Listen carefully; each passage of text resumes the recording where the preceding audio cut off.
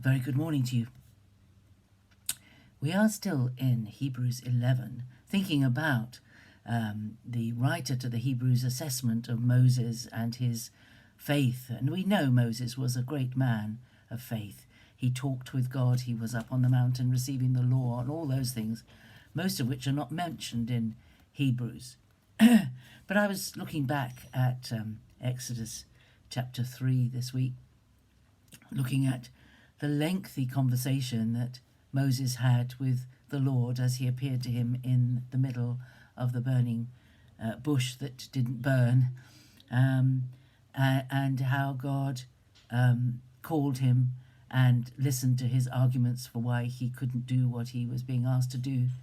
And there comes a point when God says to Moses, when it's Exodus 4 verse 14, then the anger of the Lord was kindled against Moses, and he said, because Moses had said to him, I can't speak, I haven't got the eloquence, why are you sending me? I can't do this.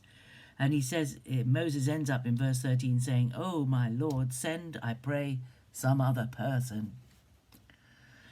And the anger of the Lord was kindled against Moses, and he said, is there not Aaron your brother, the Levite?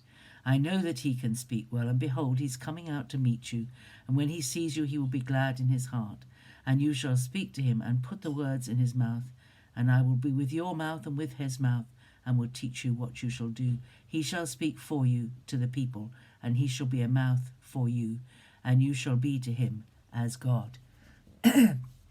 Now, we don't really know whether there was any interaction between Moses and his family as he grew up. We know there was to begin with when he was a child, when his mother fed him and nursed him and cared for him. But as he grew older and became an adult in Egypt, we have no knowledge of him having any connection at all with his family. And Aaron, of course, was his older brother, the first child of the three, Aaron, Marion, and then Moses. And we don't have any record or any knowledge of whether Aaron and Moses had anything to do with each other during the 40 years that Moses was in the wilderness as a shepherd under his father-in-law Jethro. But the Lord chose Aaron. Now, Aaron isn't mentioned in Hebrews 11 as a man of faith, and for many people, the thing they remember about Aaron is that he allowed the people of Israel to make a calf in the wilderness. But there were great things that Aaron did. He was with Moses on all the occasions when Moses went to Pharaoh. He spoke the words that were given to Moses to speak. He was the one who had the rod that could do all sorts of things. It was Aaron's rod that budded as a testimony that he was a leader alongside Moses. Aaron was a man of faith, I believe. And there was one verse that really struck me. Here we have the Lord saying to Moses, Aaron is going to come out to meet you. But in verse 27 of chapter 4 of Exodus it says, the Lord said to Aaron, go into the wilderness to meet Moses. So he went and met him at the mountain of God and kissed him. And Moses told Aaron all the words of the Lord with which he had sent him, and all the signs that he charged him to do. So that tells me that Aaron didn't know why he was going to meet Moses. He didn't know that God was going to use him as a mouthpiece. He didn't know that he was being called to go into Egypt to help Moses bring the people out. He didn't know any of that because Moses explained all of that to him when they met. All he had was this instruction from God, go into the wilderness to meet Moses. And I think that's incredible. He could have thought a lot of things about Moses. Moses deserted us. He left us. We've all suffered 40 years at the hand of Pharaoh, while Moses has been swanning it out there with keeping sheep, not being oppressed and beaten and forced to make bricks and all the things that they had to do. He hadn't lived in Egypt those 40 years. He'd lived out in the wilderness. He hadn't had an easy life, but compared to the life that the people of Israel, the children of Israel, had in Egypt, he had an easy life. Aaron could easily have said, I'm not going out into the wilderness to meet Moses. Who is Moses? He's my little brother. But he didn't. I think it's wonderful. It's wonderful. That Aaron heard simply this simple instruction from the Lord. Go into the wilderness to meet Moses. He didn't get any more instruction than that.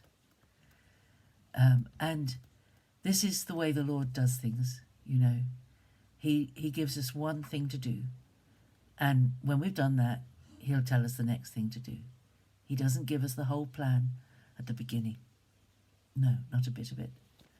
I remember the Lord making this very clear to me one day. I was at Lee Abbey, and I was there for a conference week, and they did a prayer walk first thing in the morning, and we walked up to the viewpoint over the bay. Beautiful scenery, but there was quite a crowd of people, and we were asked to walk in silence, and the path isn't that wide.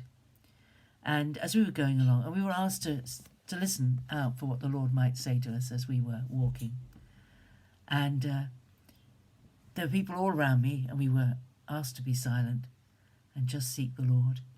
And I remember looking down at my feet, and because of the crowd in front of me, and I wasn't that familiar with Lee Abbey's walks, I didn't know whether the path turned to the left or right or went straight on, or whether it went up or down, because I could only see the bit of the path that was in front of my feet.